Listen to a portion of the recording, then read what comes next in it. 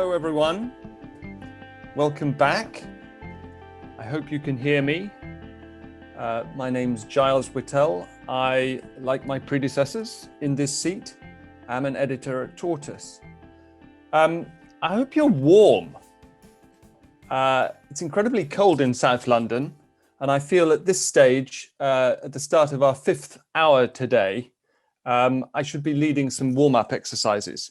But I'm sure that those of you who have stuck with us this long and those who join us just for this session will be able to stand one more hour, circulation systems.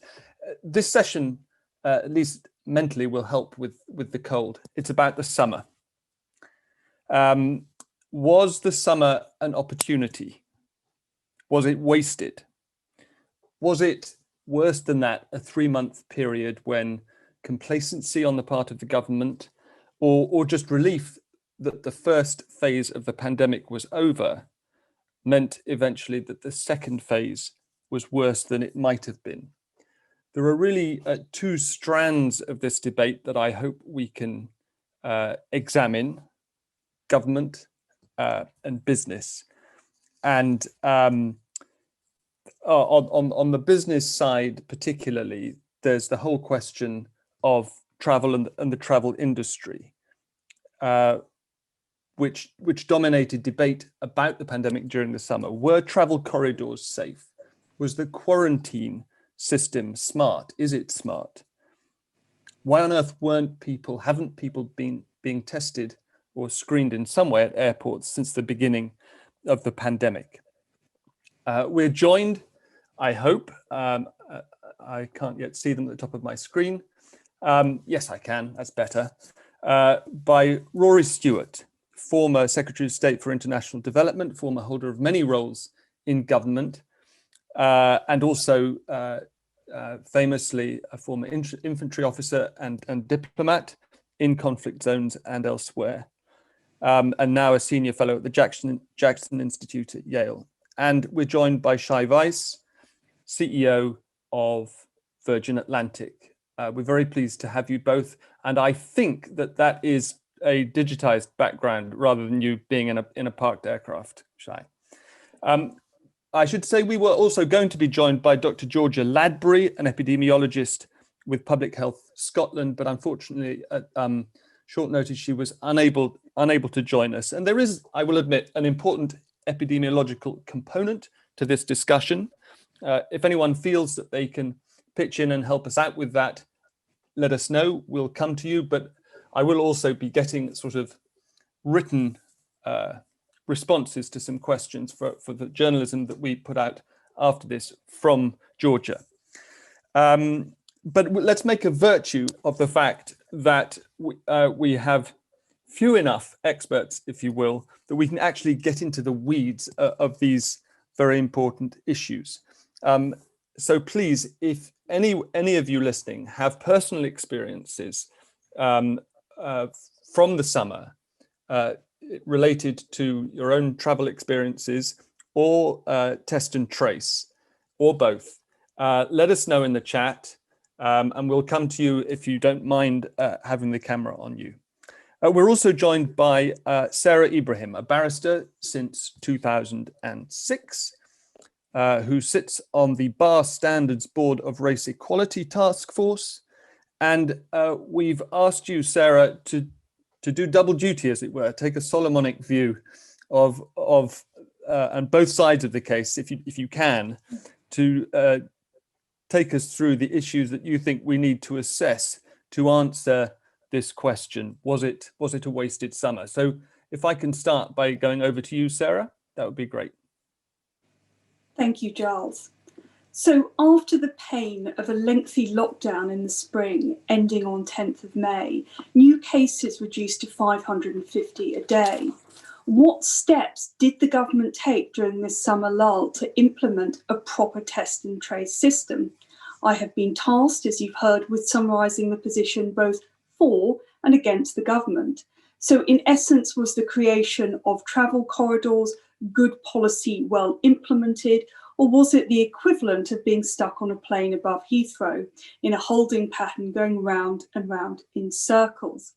So firstly, if we could start with the scientific advice behind travel rules, we have a government that has repeatedly reminded us that it is led by the science. So what advice did the government receive, and did they in fact rely on it? We know that SAGE prepared a paper called Measures at the Border, which they considered at their 29th meeting on 28th of April. There were 4 options that paper put in front of them. Firstly, screening at arrival. Secondly, screening prior to travel. Thirdly, quarantine self-isolation for 14 days, which many people were familiar with. Fourth, tracking and tracing. There were 2 questions under those options the paper asked. One, what measures did SAGE recommend as being most effective? And secondly, any other measures? Both of them rather ominously were left blank. The minute actually notes that on the issues of border, that SAGE found determining a tolerable level of risk from imported cases requires consideration of a number of non-science factors and is a policy question. So SAGE refuted this as being a purely scientific question and said it was also political. Now, we know that quarantine measures were introduced at the borders on 8th of June. That's a delay of 6 weeks after it's considered by SAGE. We also know that the World Health Organization at that stage records that there were 1,326 cases of COVID recorded in the UK. The 10th of June, the Home Affairs Select Committee heard evidence on this matter. And in the report, on the basis of the evidence they heard, they found that witnesses felt that any increase in travel volumes would have to be met with a rapid expansion in testing in order to identify any possible importations and risks of secondary transmission. Referring to a particular witness, they said Professor Long said that testing capacity would need to be massively ramped up for any kind of cross-border travel, even within these travel bubbles or air bridges. First and foremost, not least from an occupational health point of view, for air crew and port personnel, who would come into intense and frequent contact with travellers from everywhere. However, this would not entirely remove the requirement to quarantine arrivals and was no guarantor of non-infectiousness. Now, that select committee urged the government essentially to get a grip on their figures and provide greater transparency. With some insight, the committee warned the government of the dangers of importing COVID cases from abroad and stated this was a vital consideration when both economically and in terms of goodwill, a second lockdown would be profoundly unwelcome. And yet, here we all are. So there was another common issue to consider. Why were there no health checks at airports? You may be able to cast your mind back to the summer, and when there was talk of British Airways and other companies who wanted to fight, in particular, a judicial review of the blanket introduction of quarantine on travellers and called specifically for travel corridors or air bridges. Throughout the spring and summer, there were also calls for screening and testing at ports of entry, but to no avail. To give you some international context, testing was happening at other borders, including places like Iceland, Hong Kong, and South Korea. Now, South Korea is an interesting example because they obviously learnt some lessons from MERS in 2015. South Korea had a dedicated screening centre at their international airport, and they were testing thousands of arrivals every day. And that was done in conjunction with quarantine protocols. Grant Shapps, who was Secretary of State for Transport, still is, sent a written statement on the 6th of July about travel corridors to the Commons.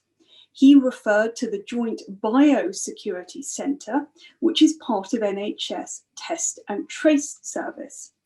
In this statement, he said the Joint Biosecurity Centre would categorise countries dependent on estimation of percentage population infected, trends in death, countries' testing capacity, and quality of data available. Well, unfortunately, that data still hasn't been made available. You may recall travel corridors were in fact introduced on the 10th of July. Following this is a period of what some aviation experts called quarantine roulette, or in some cases, such as mine, being on holiday and refreshing Grant Shapps' Twitter to see if you're going to in fact have to quarantine when you come back from holiday. There has been a freedom of information request about travel corridors, but this has effectively been met with a blank. Even as late as 7th of September, when Grant Shapps was making another statement to the Commons, he did consider the option of having some tests in combination with quarantine, but as we know, this still hasn't happened. If I could take you to Spain for a moment, I'm afraid, in your imaginations rather than in reality, but we know now that over half of all UK infections can be traced back to those Spanish holidays over the summer. The rather pithily named 20A.EU1 cluster, which has been looked at in a non-peer-reviewed study, is this cluster that came from Spain. A lady called Dr. Emma Hodcroft was the lead author of the study on this topic, and she identified, and her colleagues, specific failures in the travel system which enabled it to spread. And that included allowing tourists to travel to Spain when cases were rising. She pointed to the absence of airport checks, saying, "We didn't really do much screening of passengers at airports, and it's very likely that possibly people didn't follow the quarantine as much as they were supposed to." So there are real questions here. Was there compliance with the request to self-isolate? Did people lack the will to do it, or the finances to be able to do it? And then we come to the lost opportunity to create an effective test and trace system. This happened in 28th of May 2020, so that's when test and trace was actually established. It was estimated it's been able to reach about 66% rather of close contacts, but according to SAGE, in order to be effective, this needed to be at least 80%, so it's some way short of that. The very elusive Baroness Harding, who was in charge of test and trace, did give evidence to a Commons Select Committee on the 10th of November. She was asked specifically about the efficacy of test and trace. Jeremy Hunt, who some of you may recollect was in fact Secretary of State for Health, suggested that on his figures, only about 3% of those who were either infected with COVID or had been in contact with those with COVID were self-isolating. Baroness Harding put this figure actually at around 20%, but that is still very, very low. Hunt suggested the focus on the number of tests meant that we have ignored important metrics, and that includes compliance. Now, I pause at this moment to note that this is data you've been hearing about from November. These testing figures are in fact more positive than in June, which is the period at which we're partly considering. Then there were widespread stories of contact tracers with nothing to do, and some of whom were apparently watching Netflix. The first week of August, test and trace was reaching only 18,000 people. And it's only on the 10th of August that government realised this very centralised test and trace system wasn't working and started to delegate control to local authorities. And they have been able to increase contact numbers and specifically go door to door if necessary. It has to be asked whether the failure to identify those people who are asymptomatic has been particularly problematic in this saga. We needed a functioning test and trace system when those initial numbers of COVID cases were small enough to ensure a system could actually cope with the demand. The scale of test and trace we actually now need in the UK has to be, at least in part, because of these early flaws. So in conclusion, with vaccines unlikely to become widely available until spring next year, we must learn lessons from what went wrong. This is vital to avoid further loss of life and to minimise the economic scars of this crisis, the magnitude of which is only just becoming apparent. With Boris Johnson talking apparently of a third lockdown in January, timing is of the essence. Sarah, thank you so much. And if, assuming you'll stay with us, I will come back to you at the end. See your first take on what you've picked up from the discussion. Now, there are a whole lot of specific things that I want to get to with Shai Weiss very soon, because I think you're uniquely positioned both sort of with command of the big picture and at the coalface, as it were. But I want to come to Rory Stewart first, because as Sarah said just then, Sage effectively admitted early in the process that all decisions about strategy on whether to allow international travel and under what circumstances were political ones. It's really striking. Two of the graphs in our dossier show that basically a flat line for 3 months over the summer, June, July, August, a flat line showing really low new infection numbers and a flat line showing no significant increase in the amount of testing. Now, I know you weren't in a front bench role at that time, but as a sort of informed observer, what is your understanding of what this government's priorities were with regard to COVID over those 3 months, and what should they have been? Well, thank you very much for having me, and it's a privilege to join you. So firstly, I obviously was not a government minister at the time. I was in the cabinet last year, and I was responsible for our response to Ebola as International Development Secretary. So I have some sense of how COBRA works and how crisis management works. But the first thing to say is this idea that it's all political is absolutely true, but it's a very difficult thing to understand what that really means. So the first thing to understand is that experts are generally experts in quite a narrow field. So you can be an expert in epidemiology, or you could be an expert in education. And the job of the politician, the job of the leader, is of course to try to bring those people together and challenge them and make a single statement, which is usually in the end about values. I mean, that's what we mean when we say these decisions are political, and what SAGE means. It's about how you weigh up very, very different things. How do you weigh up your models on what's likely to have an impact on the economy, your moral obligations towards more vulnerable or elderly people in care homes, and your sense of how a disease moves. So let's put that aside. Looking at this particular picture that Sarah has presented to us, the first thing is that you get the sense that the government is trying to juggle a dozen almost incompatible things at the same time. And the danger of that is that there isn't a simple overall vision which you're able to communicate to the public and keep going consistently. What do I mean by that? What would a simple vision look like? So a simple vision, for example, could involve a government doing, I suppose in the most extreme case, roughly what the Chinese government did, right? Simple vision would be, we have cases, we move to a very, very quick and aggressive lockdown. And on the basis of the quick and aggressive lockdown, followed up by really controlling your borders, so really making sure that anyone coming in is immediately quarantined and controlled. You can then reopen your economy, and if you're lucky, you have only small outbursts that follow, which you can then lock down quite quickly. But in the British case, this is being balanced against something completely different, which is that Britain prided itself on being an incredibly open country. It has this enormous airport. It has a huge amount of global trade. It's very dependent on services. Right? So unlike the Chinese economy, where you can continue to manufacture, a lot of how Britain makes its money is, of course, face-to-face services, which are in trouble.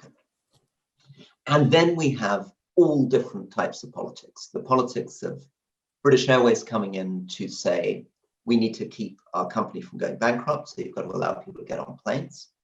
Politicians coming in, you can see that today and yesterday, the incredible uproar from politicians up and down the country complaining about their own constituencies being put into different tiers. Then the whole bureaucratic management question.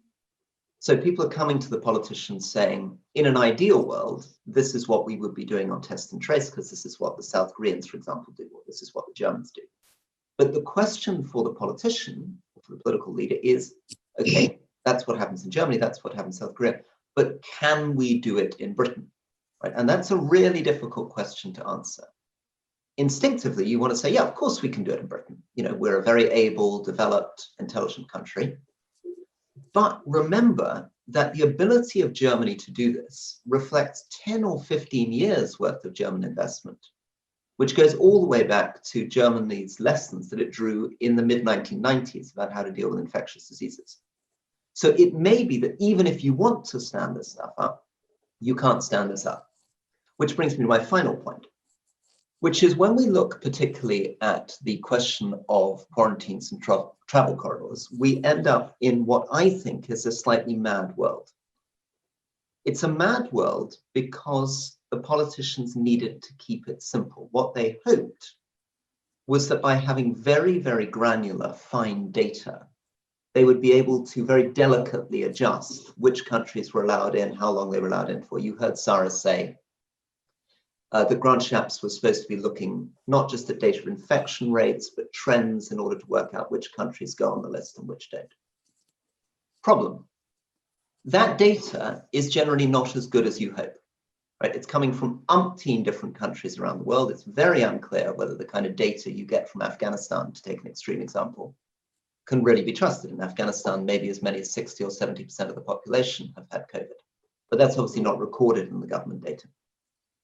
But more than that, what you end up in is a world, if you look at the current travel corridors, if you go to the government advice that people are following, you can see a good link, which has been put up there, I think, by Emily. Yeah, by Emily at 10:06. If you look at the countries that you end up with on the travel corridor when you try to do this kind of policy, it's almost a waste of time. There are no major countries there, right?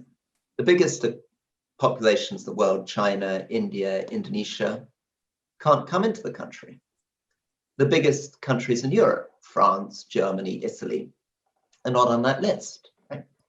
The kind of countries on that list include countries like Bhutan. It's almost irrelevant.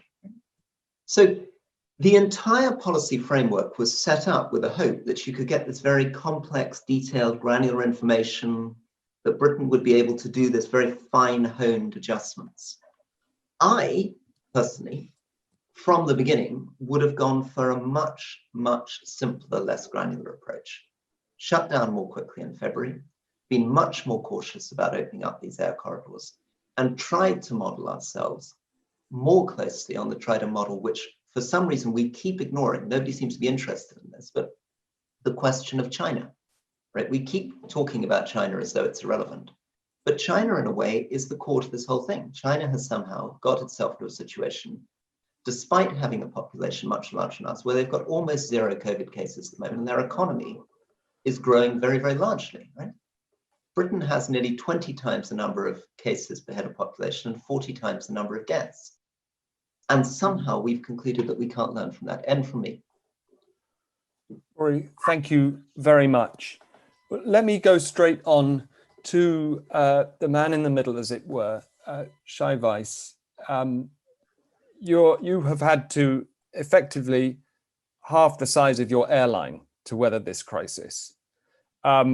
Rory just described the situation that you've been dealing with, one of closed borders, quarantines and travel corridors, as a mad world.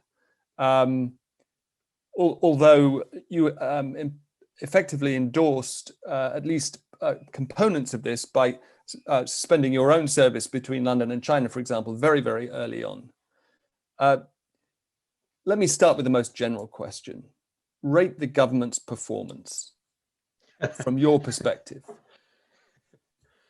And keep my job at the same time.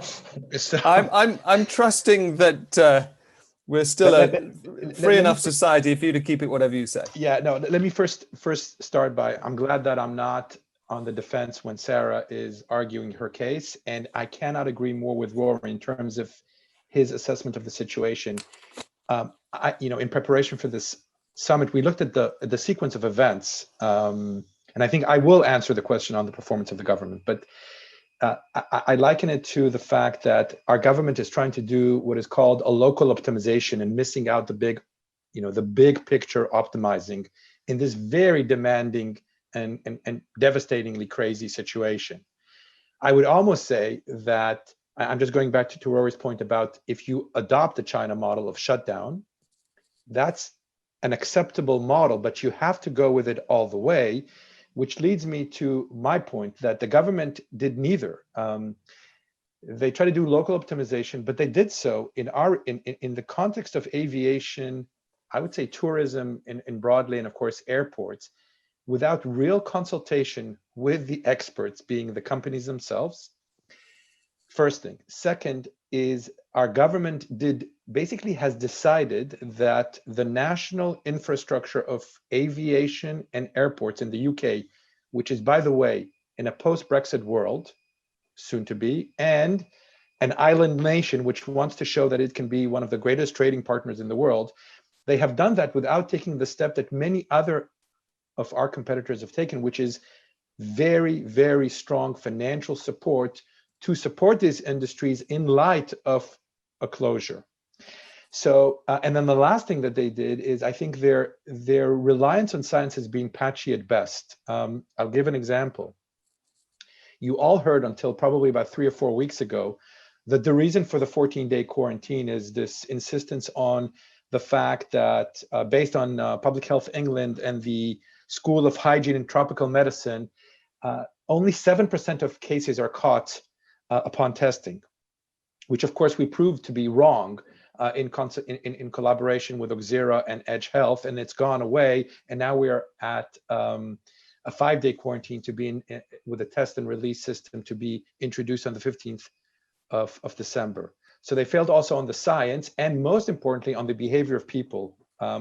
So in the collective— Just to be clear, Shai, sorry to interrupt there, you are saying that experience has shown that testing can capture a much larger proportion than 7% of Yes, cases. not what I'm saying, it's what the science is saying. Okay, we just assembled it for them in a beautiful 3 papers that we've published together with Oxera and Edge Health, which has showed first that the original study was flawed, that other countries have done much better, and 3, we gave them a system which is now being adopted. By the way, we believe it should be pre-departure. Now I'm going to go to the question at hand. Look, I understand that from my perspective, I understand the demands on a leader, on a leadership, on politicians during this most probably severe problem since World War II, as far as I can see. So it's hard to grade people at the toughest position, but in this toughest position, I'm not going to give them an A, B, or C. I could say that they probably could have done much, much better, be better communicators, less populist, and really focused on an overall arching vision, as Rory had said earlier, which would guide them and would make the decisions that they make based on principle rather than just on the local events or the timely events. So I say, but I think all of us should be judged in that way. We can do better and more. Taking your point about the centrality of travel generally, your kind of travel specifically to the UK economy, you know, the transatlantic air bridge, Heathrow. Tell us as much as you can about your day-to-day or week-to-week contact with the government. You said, if I understood you right, that you reckon consultation with Virgin as a stakeholder has been inadequate. Did I understand that right? What has the consultation consisted of? So first, let me just say that in the last 4 weeks, there's been a dramatic improvement. And I think it's a virtue, of course, of the DfT, but frankly, of the fact that number 10 and number 11 have taken note. And I think what we've learned through this crisis is that engagement with government in this time of crisis really orbits around number 10 and possibly number 11. And for the aviation industry, I can tell you that it felt at times that we were on opposing side rather than all trying to solve the number one thing, which is protect public health, save as many jobs as we can for industry, of course, and ensure that economic recovery of our nation can take off when or throughout the pandemic. These principles sometimes are at odds. I'll give an example. If I told anyone on this line today that the M25 will be shut down, there'll be an outcry. But if I told everyone that Virgin Atlantic did not fly a single passenger plane from April 20th for 90 days, even through the crisis. And the only thing that we flew was essential things for our economy and our NHS, which was PPE. We were the first airline to fly and get approval to fly to China to bring necessary PPE. And of course, we'll play a disproportionate role in moving the vaccine around the world.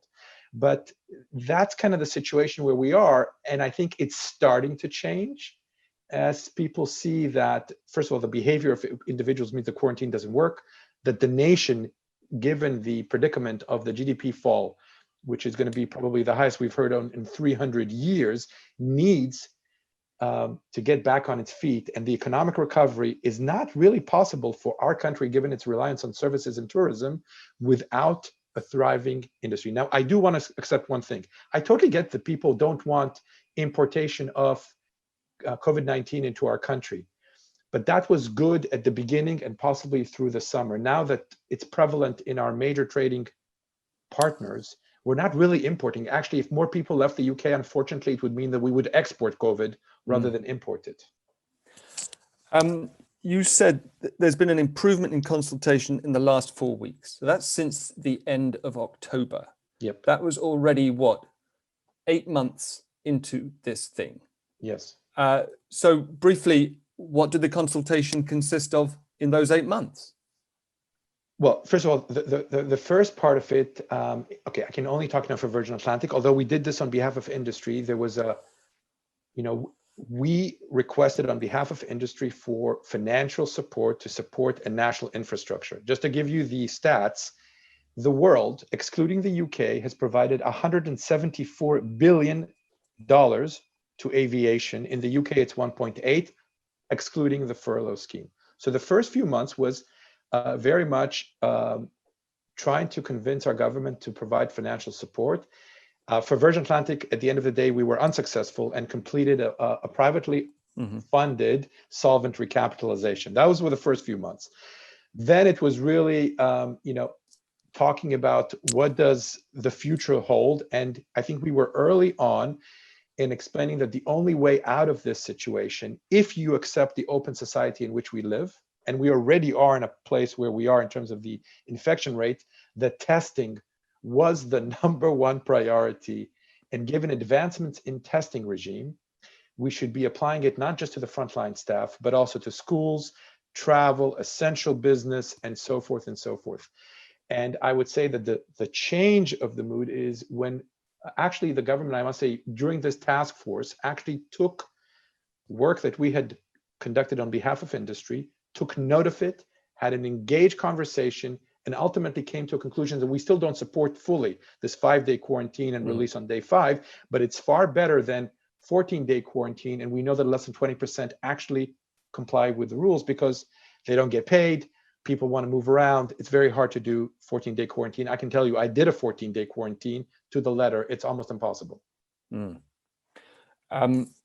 I want to come back to Rory in a second to talk about leadership and what role that might have played over the summer. But first, Shai, what in your view is the best working model of international air travel that you could point to as a template? We ran a session months ago about including testimony, as it were, from someone who just flown back to her home in Hong Kong and described that process in detail.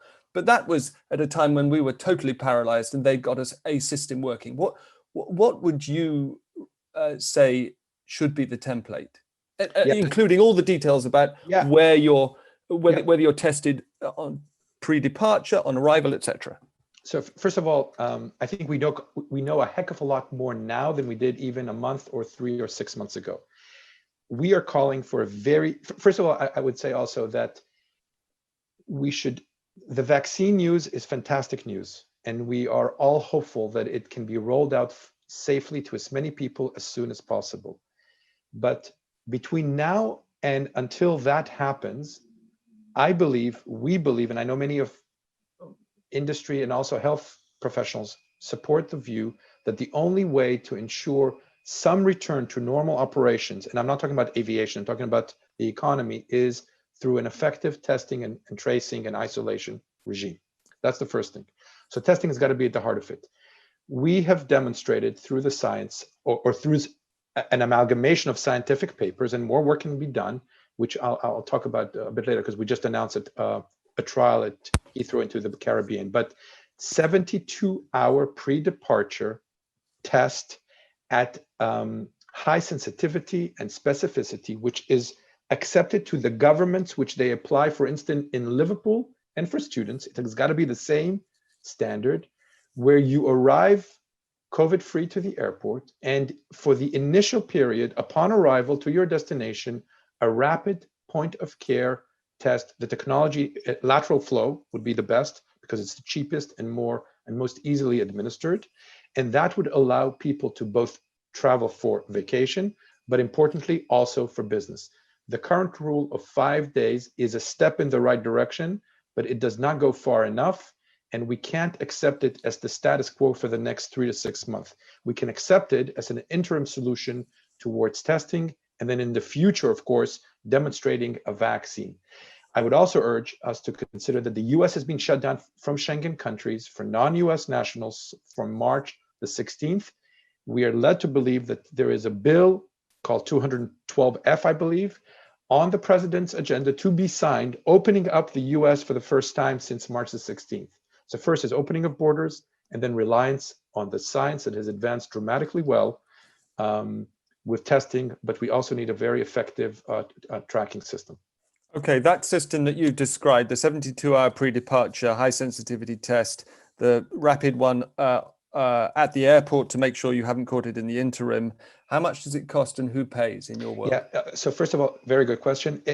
Let's assume that it's traveler, or in some cases, if you're doing a trial, just like we're doing, the airline pays, and it cannot detract or distract from NHS resources or anywhere in the world in terms of moving capacity, and it's no longer that case.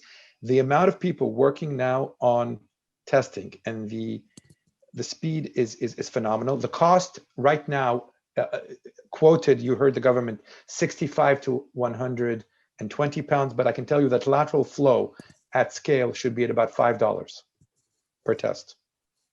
It's equivalent to a pregnancy test. But in principle, this cost is passed on to the traveler. It should not come. I'm not promoting that this comes from the government. The government is our national budget is stressed enough. Mm-hmm. People who want to travel should factor that in to the cost of a trip. Right. And sorry, finally on this, is this happening anywhere in the world, that particular system?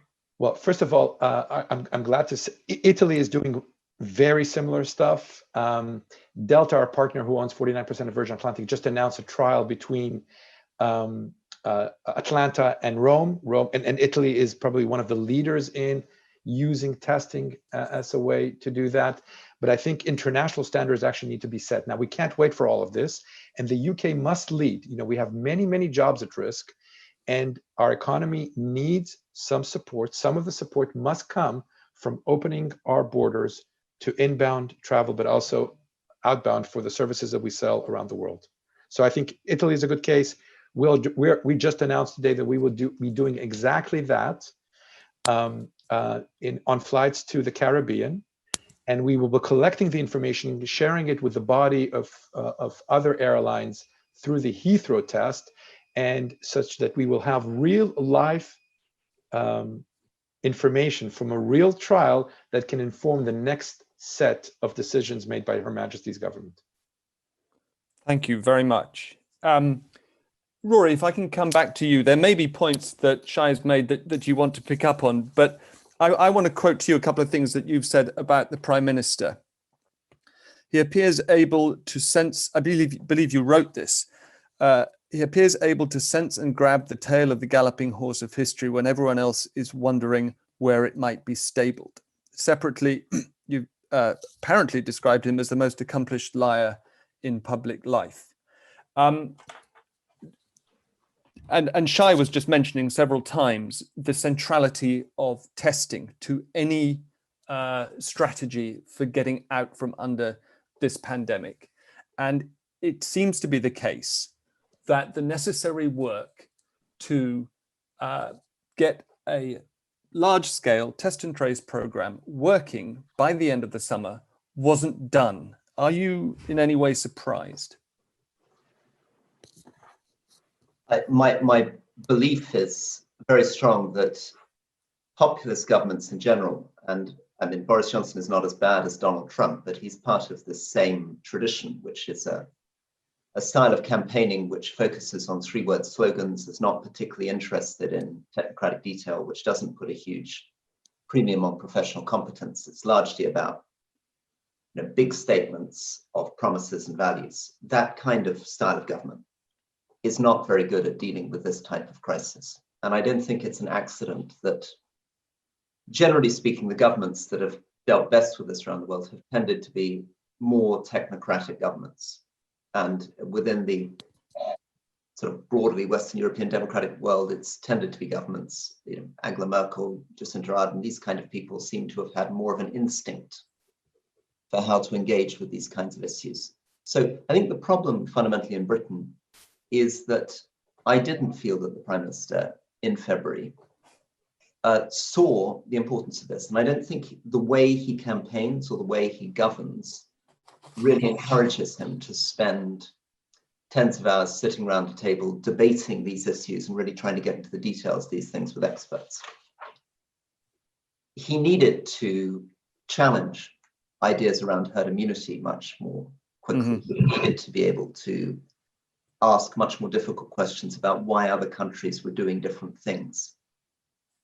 He needed very, very quickly to come to a view on the principles. I think this is where Shai's right. I mean, Shai, I think, probably reflecting very strong instincts on what leadership, good leadership is like in anything, in a charity, in a business, in a university, is right, that you need a sense of your guiding principles here. What are your values that you're trying to put across? You can't allow yourself to be pulled around because you'll be completely bewildered. I mean, the truth of the matter as a politician is on an issue like this, you will be hit from thousands of different directions simultaneously with different people for very different sexual interests wanting different things. And to get around that, you need very, very clear, detailed thinking. And that involves, above all, asserting that you're in control, that you're responsible. I thought psychologically, that statement that he made at the beginning where he said, we're just listening to the experts, was already very worrying. Because the truth of the matter is that to run anything, you need to say, I'm in charge, I'm responsible, I'm accountable, I'm the Prime Minister. Right? And therefore, I'm going to be blamed. I'm not going to shift it over to someone else. And your job as Prime Minister is, yes, of course, to listen to the experts, but to listen to lots of different types of experts and to come up with a vision. I mean, what the experts will often say to you, and I found this actually discussing this with people in Public Health England in February, they would often say to me, listen, Rory, there's nothing wrong with what you're saying, pushing for an immediate lockdown.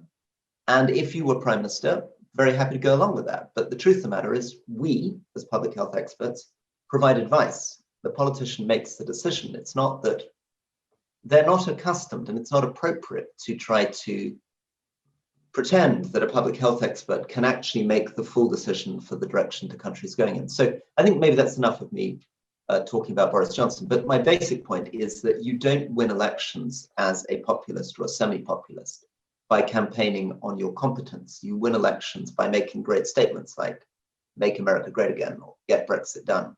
And when you are then confronted with a very granular, detailed issue with all the complexity that Shai and Sarah have brought to light, I think it's much more difficult for that kind of politician to respond. Thanks. I'd like, in a second, I'm now listening to myself on oh no, that's better. To ask Louise Jarvis to put a question that she's put in the chat about SPADs and experts, because it relates to, I think, to what you were just saying, Rory. But before we do that, I'm reminded of a session we had with Tony Blair about a month into this thing, in which he argued for the total repurposing of the government machinery, and specifically directing entire ministries towards specific COVID-related tasks.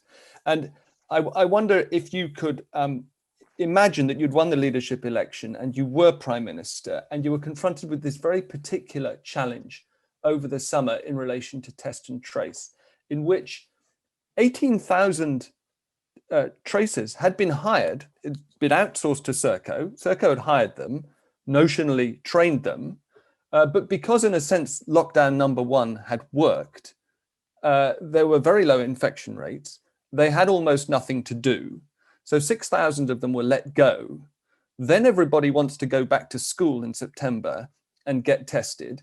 And not only is there no testing available, but the stories, as our dossier shows, reminds us from all over the country of test and trace personnel who've been, as Sarah said, watching Netflix during the summer. That it's quite a difficult technological, technocratic challenge for any kind of government. How would you have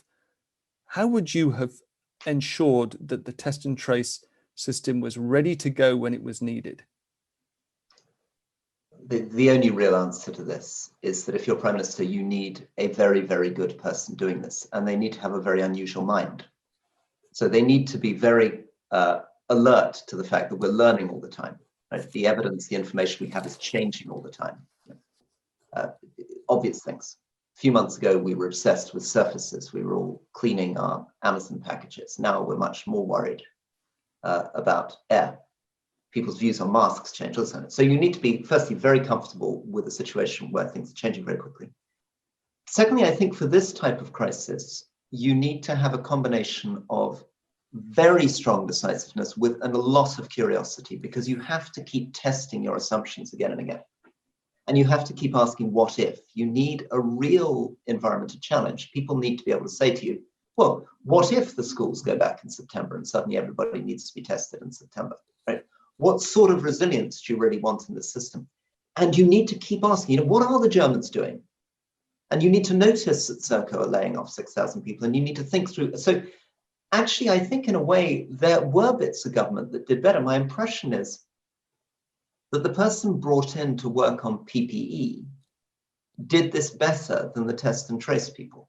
And that partly seems to be because the individual that was brought in to do PPE was much, much more curious, much more liable to pick up the phone to someone like Shai, much more liable to pick up the phone to somebody in a hospital, pick up the phone to somebody in a data company to test these ideas all the time. Who was that? I have now, of course, I didn't say because I have now managed to forget his name. So That's all right. my slow brain. I wondered if you were withholding it to spare or her blushes, but if it comes back to... somebody will generate it off the thing. I will get the name. If you take me offline, I will find the name for you in 2 minutes. But what impressed me about him was that everybody I knew working in this field had got a call from him. Mm-hmm. He was extremely good at picking up the phone and testing his ideas. What struck me about the problem with Baroness Harding is almost nobody I knew in the field had got a call from her. And that suggests something about this question of curiosity. Well, that's very interesting. And let's make sure that we've got that name within the next 12 minutes. And just to give you an anecdotal story. So early on in the crisis, when the Nightingale hospitals were starting to operate, we got a call, literally a call from the woman who was running that specific operation and saying, you are not flying. You have a lot of people that are not, we're not in the sky, but who are medically trained, as far as we can see, great at customer service. Can you please help us and encourage your staff to volunteer for the Nightingales, which we did. And we had hundreds of people go there on back of a call. And the answer, sorry, that everybody's generated, and I got to more slowly, is a guy called Lord Dayton. And what was interesting about him is that he didn't try to set up an entirely independent system. He identified quite quickly that actually there were systems already working quite well in the NHS, that there were people within the NHS who knew what they were doing. And he didn't try to interfere with that. To some extent, he made the system work by working with what he had. And Rory, he's also the chairperson of Heathrow. So you see how the whole thing unites. Right. Okay, I'm glad we got that. Rory mentioned that you need a particular sort of person with a very unusual mind. I couldn't help being reminded of the Prime Minister's former special advisor, who liked to emphasize his unusual mind and his curiosity in his blog. Louise, over to you. I want you to ask that question, if you don't mind us turning the camera on you. Hi there. Yeah, I mean, it's very linked with the discussion that has just been had. I think that struck me throughout this various different stuff that you've done with COVID today and previously, it just comes back again and again. They just didn't talk to the experts or experience, the people out there, you know, whether that's teachers, charity workers, people who lead the airlines, etc., etc. And I suppose I kind of posed the question about SPADs, the special advisors. You know, almost they're becoming, I think they've been around for quite a while in government, but it's becoming such a big thing, obviously with Mr. Cummings and stuff like that. So almost in the government ministers' minds, their special advisors were their experts, and so therefore in their mind to go to other experts wasn't there because they have their experts with them. And so whether or not that was, I know it's going to be so much more complex than that, but you know, was that one of the elements why just so many discussions did not happen? And whether those SPADs were good or bad or indifferent or whatever, on some level is beside the point. It's the fact that they weren't the ones experiencing and being experts or experience during this pandemic. And so there needed to be those other discussions happening. But in the government's mind, they had their experts and that was where they were taking their advice from. I don't know, this might be too simplistic, but there might be some of it as well. Rory, what's your view? So I think the experts that were most influential in the government system, inside the government system, were the chief scientific officer and the chief medical officer. So people maybe will remember Chris Whitty as being one of the central figures here. I think actually one of the problems there is that those people had a lot of influence, but there was a sort of, and this is a cultural problem that we have in Britain, a certain British smugness. There was a certain idea that we had that Britain was the best country in the world at public health response, and that we didn't really have anything to learn from other people. You know, when I was saying, this is what the Italians are doing, there was a general sense of why on earth should we listen to the Italians? If I was saying, you know, this is what the Chinese are doing, general sense, you know, we can't trust the Chinese. So there wasn't an awful sense, I think, in British government that it isn't just about the relationship between the SPADs and the civil servants. Regardless of whether you're talking about SPADs or civil servants, it's about the fact that the system in the British government is surprisingly closed to outside ideas. It's not very open to anybody, academics, journalists, business people, let alone people from other countries, really coming in and challenging the orthodoxy. There's a sort of smugness that the Whitehall system knows what it's doing. And the final thing is, very sadly, we'd run an exercise in government, big exercise, practicing our response to influenza. And as many of you on the call will know, we overlearned the lessons from that. We were in a sense fighting the last war. For a long time, the conclusions on what the government had decided in its exercise should be done on influenza, which was basically a herd immunity response, in other words, letting it spread through the population, got in the way of thinking freshly about what was, after all, a completely new thing that was going to behave quite differently to influenza. So the SPAD question is interesting, but I think the bigger question is the question about the fact that government, whether civil servants or SPAD, is remarkably still finds it difficult to process outside advice, convince itself it has the answers already. Thank you. By the way, you'll be blushing, Rory, if you're keeping an eye on the chat. A lot of people obviously would like you to put your hat back in the ring at the first opportunity. Tasneem also is asking why Neil Ferguson is still in a job. We won't get into the mathematical models there. But anyway, before we run out of time, Shai, let me come back to you. You have explained that actually, better late than never, you've experienced some consultation and your input has been accepted up to an extent. But we've been talking mainly about whether the summer was a wasted opportunity. We've just had a month-long lockdown. Give me your assessment of whether that has been used to full advantage by the government? And also from Virgin's perspective, assuming that we have vaccine rollout over the next 3 to 4 months, how do you get back on your feet? Well, first, has the second lockdown achieved its purpose? First of all, I think we need to wait till the 2nd of December, because we need to look at the numbers. The numbers tell us if it's been successful or not. I see that, of course, we're lower than the first peak. It seems that the NHS is coping. Cases are down and admissions to hospitals stabilizing. But I mean, we urge the government. So, but to grade if it's success or not is that's the numerical side of it. What we urge the government to do is use the time to be ready for December the 2nd. We're not ready for December the 2nd in the sense for aviation. We now know that this quarantine is only going to start on the 15th of December. So another 2 weeks to go.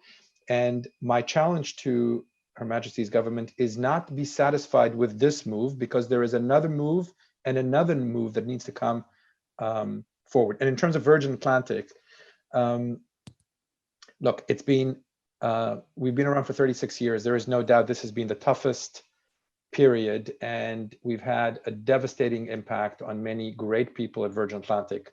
We have let go of over 5,000 people up and down the company, people who have done nothing wrong but provide an excellent service. Having said that, on September the 4th, we completed our solvent, privately funded, only privately funded, I think, in the world, solvent recapitalization of Virgin Atlantic. And given the measures that we took early on in the cycle, earlier than most, I think we're now in a position to get back to our very best for our people and our passengers. The numbers from the last few days on our sale for Thanksgiving tell us that there is pent-up demand for travel. And I think we will certainly be here to provide the unique service that we pride ourselves across the Atlantic and to other locations. Will we change? Absolutely. But we've already changed. Actually, what we need to do is ensure when demand for travel returns, which it will, that all the measures, the tough decisions that we've taken according to our principles, will not revert back, and we become sustainably profitable and provide the necessary competition to BA. Do you just briefly foresee a V-shaped or a K-shaped recovery?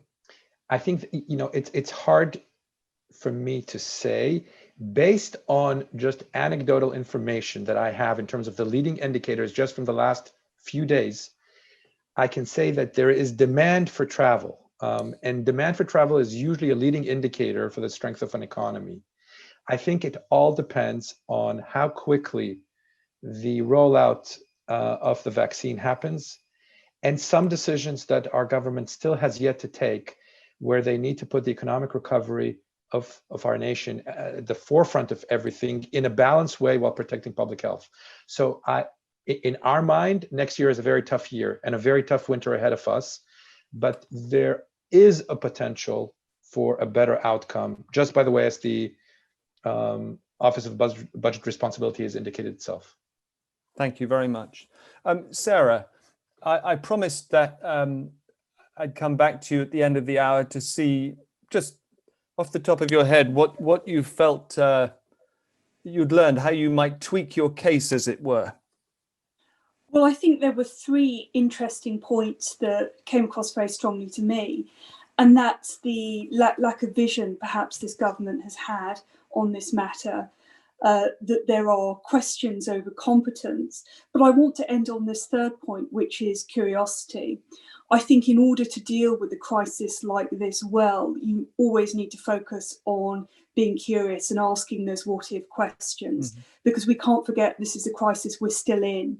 And I think I would like to see the government learning, and that is creating a vision, moving towards competence, and moving towards being more curious about what we can do and what we can do better.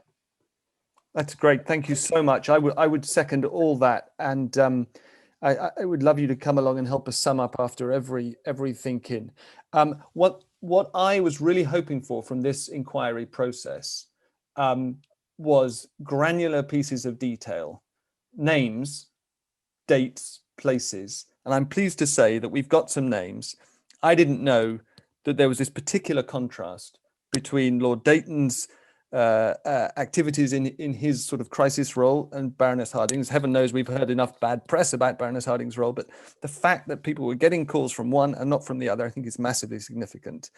I think it's also significant. I understand the importance for you, Shai, of maintaining cordial and constructive relations with the government, but you know, the flip side of the fact that you've had some positive consultation with the government in the last 4 weeks is that there perhaps was not enough, not just for your company, but for many in the first 8 months of the pandemic. And then I think that the general but key point that Rory made about the fundamental difference between a populist response to this kind of emergency and a technocratic response is one that has many components and strands that we will dig into further, because we have a third day of this process. Next Friday, 4th December, 5 more sessions. They will be on the Prime Minister as an individual, as distinct from his operation and comings.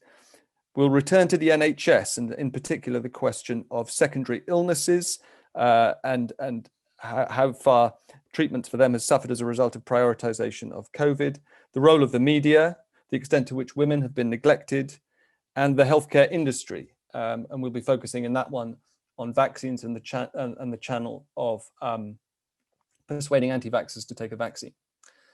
Thank you very much, all those of you who've joined us today. I think it's been 5, in a sense, exhausting, but definitely worthwhile sessions. Thank you, Rory, Shai, and Sarah, especially the 3 of you for the past hour. It's been really illuminating. And it's time, I think, probably for everyone to have a cup of tea. Thank you again.